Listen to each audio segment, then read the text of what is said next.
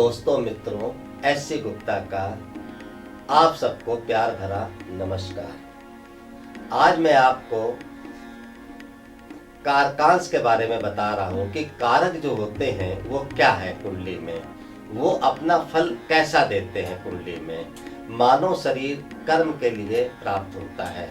कर्म करने में सुगमता होगी या कठिनाई होगी, ये हमारे ग्रह निश्चित करते हैं।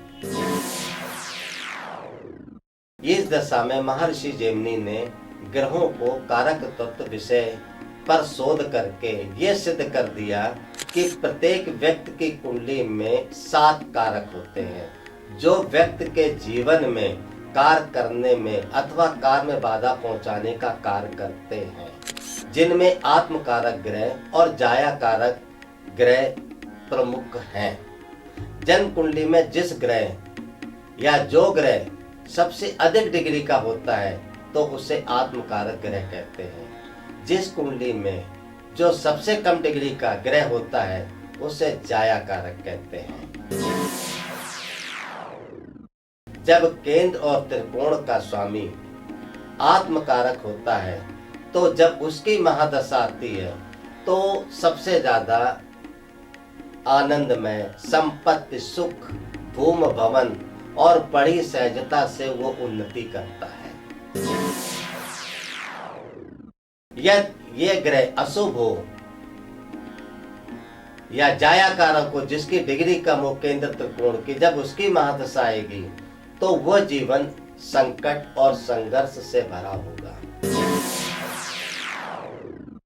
यदि मान लीजिए आत्मकारक ग्रह है और वो 3 और 6 और 8 और 12 का स्वामी होके कहीं बैठा हुआ है जन्म कुंडली में, तो वो बहुत ही कष्टकारी होता है जब उसकी महादशा आती है। उदाहरण के लिए यदि केंद्र का स्वामी आत्मकारक है तो सभी सार्थक प्रयास सफल होते हैं, उसकी दशा में भाग उदय होता है। यदि आत्मकारक है केंद्र त्रिकोण का स्वामी और उन्नति और प्रतिष्ठा प्राप्त होती है।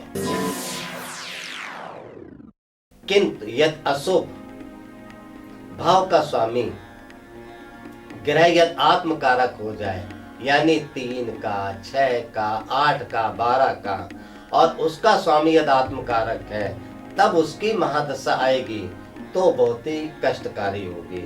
जातक अपने गलत निर्णय या गलत कार्यों से दुखी रहता है।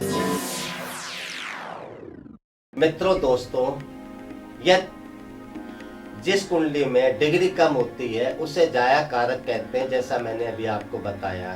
यदि उसकी महादशा चलती है तो वो सबसे ज्यादा दुखी होता है। हर काम में उसके रुकावटें आती हैं, जो काम होना होता है उसमें बहुत समय लगता है और बहुत ही अवरोध आते हैं। जैसे कि जाया कारक, सपोज करते हैं कि लग्न हो में लग्नेश है, लग्न का मालिक जाया कारक है, उसकी डिग्री कम है, तो ऐसे व्यक्ति का स्वास्थ्य बहुत ही कमजोर होगा। यह द्वितीय भाव या जाया कारक हो जाए जो धन का मालिक है तो उसको धन के लिए बहुत ही श्रम करना पड़ेगा। यह चौथा भाव जाया कारक हो जाए तो उसको भूमि भवन वाहन के लिए बहुत ही स्ट्रगल करना पड़ेगा, बहुत ही मेहनत करनी पड़ेगी। इसी प्रकार यदि 7वां भाव जाया कारक हो जाए तो शादी में सबसे ज्यादा विलंब होता है। उसमें शादी होती है, बहुत देर से होती है, और कभी कभी क्या होता है कि वो शादी अनसक्सेस रहती है।